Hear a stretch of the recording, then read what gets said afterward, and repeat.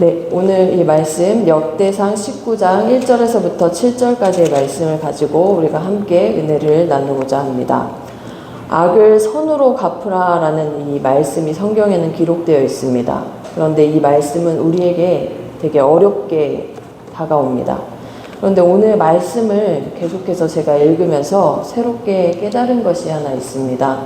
바로 말씀을 읽고 또 읽으며 그렇게 나갈수록 선을 선으로 갚는 것조차 어렵다라는 것이었습니다. 자신의 힘과 능력으로는 선을 선으로 알아볼 수도 없고 또 손을 갚는 것조차는 더 어렵다라는 사실을 깨닫게 되었는데요.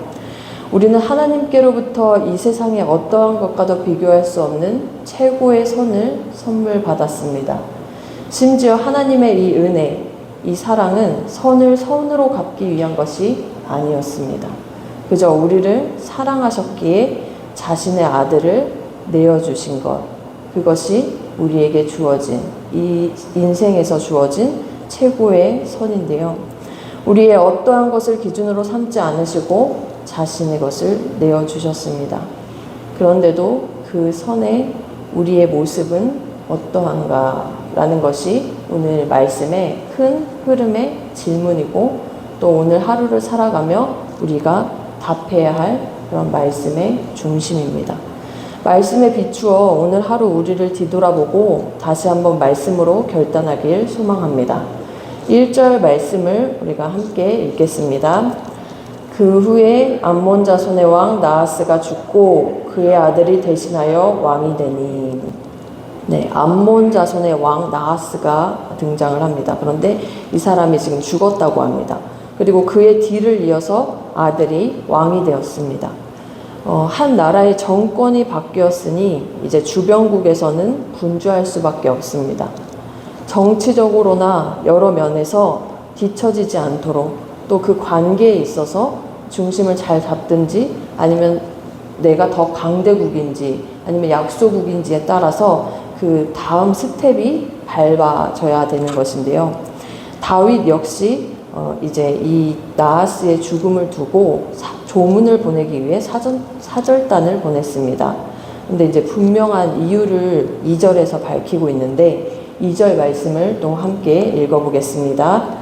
다윗이 이르되 한운의 아버지 나하스가 전에 내게 호의를 베풀었으니 이제 내가 그의 아들 한운에게 호의를 베풀리라 하고 사절들을 보내서 그의 아버지 죽음을 문상하게 하니라. 다윗의 신하들이 암몬 자손의 땅에 이르러 한운에게 나아가 문상하매.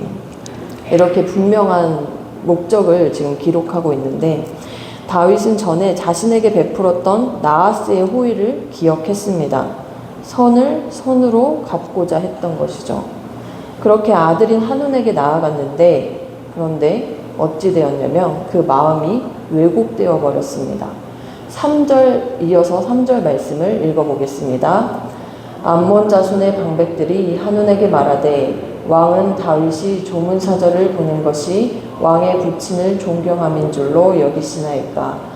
그의 신하들이 왕에게 나온 것이 이 땅을 엿보고 정탐하여 정복시키고자 함이 아니니까 하는지라. 왕의 가장 가까이에서 올바른 조언을 해야 할 방백들은 엉뚱한 방향으로 지금 그 마음을 왜곡시키며 나아가고 있습니다. 이 당시에 계속해서 다윗은 주변국들과의 전쟁에서 승리를 이끌었었고 사실 암몬 자손에게 있어서 달가운 존재는 아니었습니다. 그런데 다윗과 이스라엘에게 다른 목적이 있기 때문이라고 오해와 추측으로 이렇게 그냥 자신의 생각들을 말함으로써 왕인 한운의 마음을 어둡게 하고 있는 것이죠. 이 부분을 읽으면서 또 이러한 기도가 되었습니다. 주변 사람들에 대한 기도도 나왔고 저 역시 주변에 선한 영향력을 주는 사람이 되게 해달라고 기도하게 되었습니다. 우리 역시 주변에 그런 오해와 의심 그것이 확신이 되어 그냥 함부로 말을 하는 사람이 아니라 주변에 진정한 그 선한 영향력으로 좋은 말과 필요한 말들을 하는 그러한 은혜가 있기를 축복합니다. 이러한 오해와 추측이 이렇게 가득 쌓여져 있다 보니까 선을 이제 선으로 갚는 것조차 버거워지게 되었습니다. 한우는 4절에서 오히려 선을 악으로 갚아버리고 맙니다. 4절 말씀을 또 함께 읽겠습니다. 한운이 이에 다윗의 신하들을 잡아 그들의 수염을 깎고 그 의복을 볼기 중간까지 자르고 돌려보내매. 당시 이러한 조치는 사절단뿐만 아니라 다윗에게로 이어진 수치 그 자체였습니다. 괘씸죄에 해당할 것입니다. 왜냐하면 당대의 가장 최고의 모욕 중에 모욕이었기 때문입니다. 좋은 마음으로 사절단을 보냈더니 감사하기는커녕 이렇게 모욕을 주고 있는 그의 모습. 나에게 어떻게 그럴 수 있느냐라고 바로 따져 묻기에도 지금 억울한 상황입니다. 다윗의 입장에서는 이거 어떻게 해야 되지? 너무 심하다라는 그러한 생각을 가질 수밖에 없는. 그런데 다윗이 어떻게 했는지 5절 말씀을 우리가 함께 읽어보겠습니다. 어떤 사람이 다윗에게 가서 그 사람들이 당한 일을 말하니라. 그 사람들이 심히 부끄러워하므로 다윗이 그들을 맞으러 보내 왕이 이르기를 너희는 수염이 자라기까지 여리고에 머물다가 돌아오라 하니라. 당장이라도 치고 올라갈 수 있는 힘이 있음에도 사실 그 당시에 이스라엘은 주변 국가의 그 싸움에서 늘 승리를 이루고 있는 강대국이었습니다. 그래서 언제든지 치고 올라갈 수 있는 힘이 있음에도 사절단을 먼저 돌보고 있습니다. 암몬 자손의 그 괘씸한 그거에 대해서 막 격분하거나 몰아치는 이 감정의 소용돌이에 휘말리지 아니하고 먼저 자신이 해야 할 것이 무엇인지를 판단하고 사절단을 먼저 돌보고 있는 그의 모습입니다. 그러나 암몬 자손으로 인해 분별하지 못하는 이들로 인해 일이 점점 커집니다. 6절 말씀도 읽어보겠습니다. 암몬 자손이 자기가 다윗에게 믿게 한 줄 안지라. 여기까지 읽어보면 이미 자신이 잘못되었다라는 것을 알고 있다고 해요. 다윗의 의도를 사실 자신의 생각대로 판단하고 오해했을 수는 있습니다. 그럴 수는 있어요. 자신의 판단대로. 그런데 그 다음이 지금 이상한 겁니다. 알고 있다고까지 해요. 자기가 믿게 그렇게 이제 보였구나. 그런데 그가 어떻게 하고 있냐면 한운과 암몬 자손은 더불어 은 1000달란트를 아람 나하라임과 아람 마아가와 소바에 보내 병거와 마병을 상례되. 오히려 다윗이 자신들을 믿게 여긴 줄 알고도 뒤돌아서지 못하는 교만함을 보여주고 있습니다. 그들이 지불한 몫은 너무나 컸습니다. 다른 곳에 힘을 빌려서 다윗과 지금 싸우려고 하는 너무나도 안타까운 상황의 그러한 연속인 것이죠.